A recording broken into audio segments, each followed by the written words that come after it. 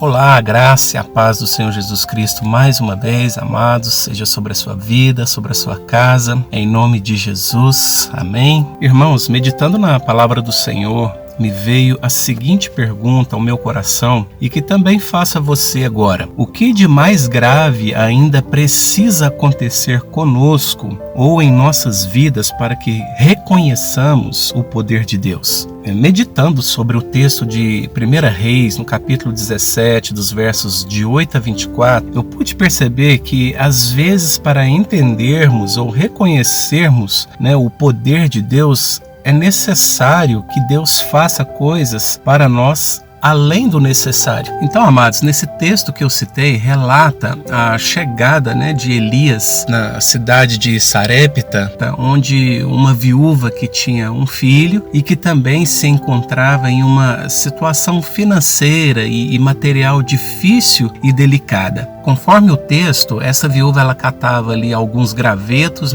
para cozinhar sua última refeição, ela e seu filho. E depois disso, a única certeza daquela viúva era o fim, ou seja, sua própria morte, a morte de seu filho. Mas como nosso Deus é um Deus de milagres e propósitos, envia Elias para fazer algo por aquela viúva e também a sua casa. Quando Elias chega a Sarepta e encontra a viúva, ele pede a ela que traga água, para que ele pudesse beber e prontamente a viúva, então ela vai buscar essa água para Elias. E quando ela vai buscar a água, Elias também pede comida, ou seja, Deus através de Elias toca no ponto mais frágil daquela mulher, que é a escassez. Então, nesse exato momento aqui, amados, eu já percebo que Deus, às vezes ele toca nos nossos pontos mais fracos, mais frágeis, que porventura às vezes a gente esteja passando no momento, justamente para quê? Para melhorar essa situação, para melhorar esse ponto, para melhorar esse nível em nós, esse sentimento em cada um de nós. Porque na verdade eu percebo aqui que quando Elias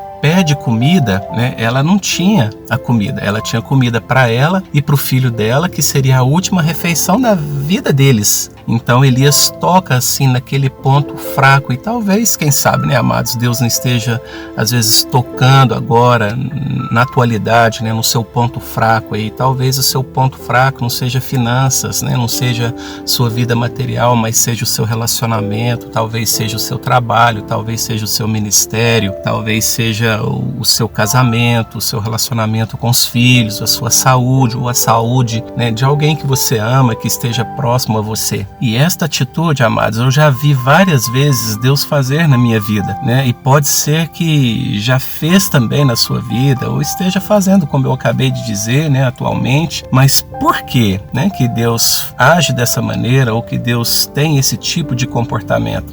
Será que Deus deseja nos constranger, amados? Será que Deus tem algum prazer em nos fazer sofrer? Ou será que o que de fato Ele deseja é nos elevar de nível de fé? E isso realmente é o que eu percebo no texto de 1 Reis 17, mas Deus testa o coração e a fé daquela viúva, falando a ela através de Elias para fazer primeiro o bolo para Elias, e depois ela faria outro para ela e o filho dela. E o ensinamento aqui, amados, que eu percebo é a diferença da visão nossa de seres humanos e da visão do Senhor, porque a nossa visão ela é horizontal.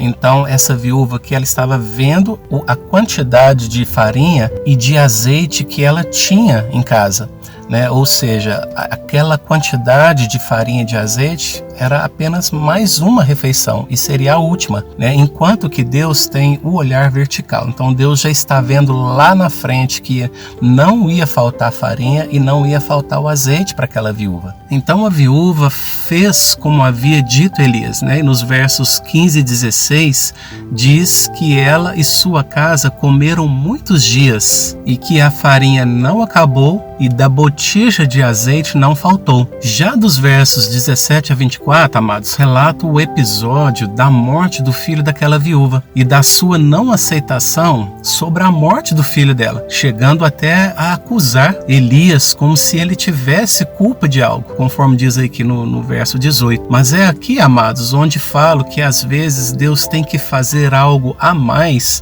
para que nós reconheçamos o poder dele. Quando a viúva aparentemente acusa Elias e Elias ressuscita, né, o filho dela daquela enfermidade, da morte também, ele devolve a ela o menino vivo e ela diz: nisto conheço agora que tu és homem de Deus e que a palavra do Senhor na tua boca é verdade. Então eu fiquei tentando entender os pensamentos daquela viúva ou daquela mulher, né, amados? Porque quando Elias diz no verso 14: assim diz o Senhor, Deus de Israel, a farinha da tua panela não se acabará e o azeite da tua botija não faltará, até o dia em que o Senhor fizer chover sobre a terra. Quer dizer então, né, amados, que aqui a palavra na boca de Elias não era verdadeira? Ao meu ver, irmãos, houve ressurreição na casa desta viúva 2 vezes. E por que eu entendo que houve essa ressurreição 2 vezes?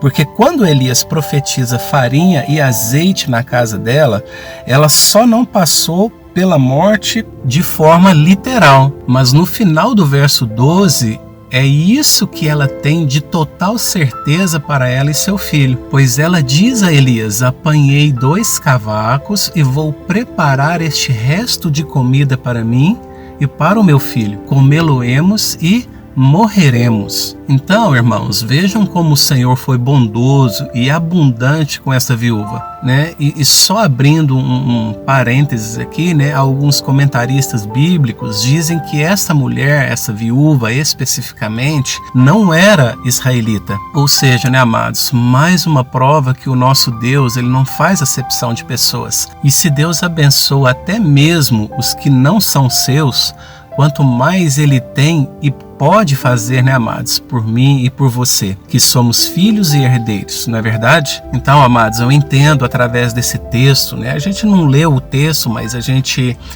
tirou partes, né, os versículos mais importantes, mas você pode ler aí o texto com calma, analisar, né, mas eu entendo que não há a necessidade de Deus a cada dia ou a cada situação em nossas vidas fazer coisas cada vez maiores para que possamos, né, enxergar o seu amor ou o seu poder. É como está escrito em Efésios 3:20, né, amados? Que diz: aquele que é capaz de fazer infinitamente mais do que tudo o que pedimos ou pensamos, de acordo com o seu poder que atua em nós. Não fiquem, amados, esperando, né, que aconteça algo miraculoso, estrondoso ou grandioso, né, da parte de Deus em sua vida, para só depois reconhecer a sua autoridade e poder. Deus cuida de mim e de você nos mínimos detalhes. É como diz o Salmo 139:4. Ainda a palavra não me chegou à língua e tu, Senhor,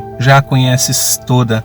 Então olha só, né, amados, como que Deus age conosco, como que Deus nos conhece, né? Antes mesmo que a gente abra a nossa boca para colocar alguma situação, para colocar, né, algum pedido diante dele, ele já conhece a nossa necessidade, ele já conhece a nossa fraqueza, ele já conhece aquilo que nós queremos, aquilo que nós desejamos. Enfim, meu amado, meu incentivo a você nesse dia de hoje é exercer a sua fé e acreditar no Senhor, e que independente do que você está passando, né, seja dificuldades nas finanças, no relacionamento, na família, né, no trabalho, na saúde, Deus tem uma ressurreição para você, como teve, né, 2 para aquela viúva lá de Sarepta, e tantos outros que também podemos ver na sua palavra. Amém, amados? Então, queridos, se esse áudio agregou algum conhecimento para você, se te despertou de alguma forma, de alguma maneira, compartilhe o vídeo, se inscreva no canal, né? Deixa aí o seu comentário, o seu pedido de oração e nós estaremos orando por você em nome de Jesus. Amém? Que a graça, que a paz, o amor, as consolações do Espírito Santo abrace você nesse dia de hoje, abra os teus olhos, os teus ouvidos espirituais para que você realmente possa exercer a sua fé e acreditar no Senhor em nome de Jesus. Amém?